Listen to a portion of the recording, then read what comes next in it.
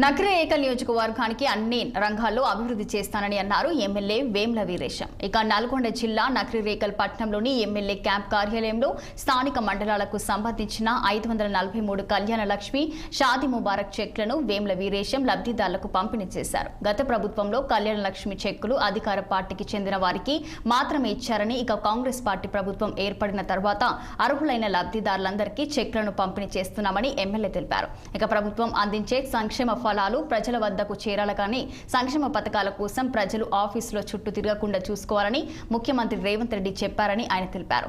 ఇక నకిరేకల్ నియోజకవర్గానికి 3500 ఇందిరమ్మ ఇండ్లు మంజూరు అయ్యాయని, అర్హులైన ప్రతి లబ్ధిదారునికి మంజూరు చేస్తామని తెలిపారు.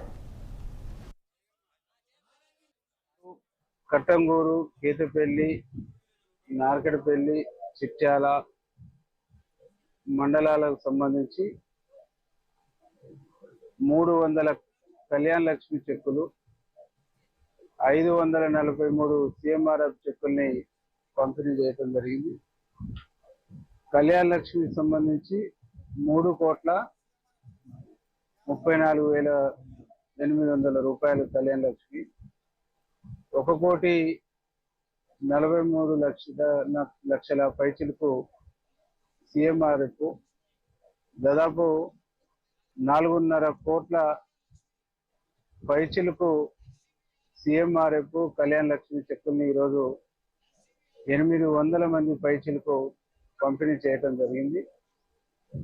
అంటే తెలంగాణలో ప్రజాపాలన వచ్చిన తర్వాత గౌరవనీయులు ముఖ్యమంత్రి రేవంత్ రెడ్డి ముఖ్యమంత్రి అయిన తర్వాత కాంగ్రెస్ గవర్నమెంట్ ఆధ్వర్యంలో కళ్యాణ లక్ష్మి కానీ, సిఎంఆర్ఎఫ్ కానీ, ఎల్ఓసీలు కానీ ఎక్కడ ఆలస్యం కాకుండా, ఎక్కడ జాప్యం లేకుండా ఒక యుద్ధ ప్రాతిపదిక మీద ప్రజలకు అందించేటువంటి కార్యక్రమం జరుగుతూ ఉంది.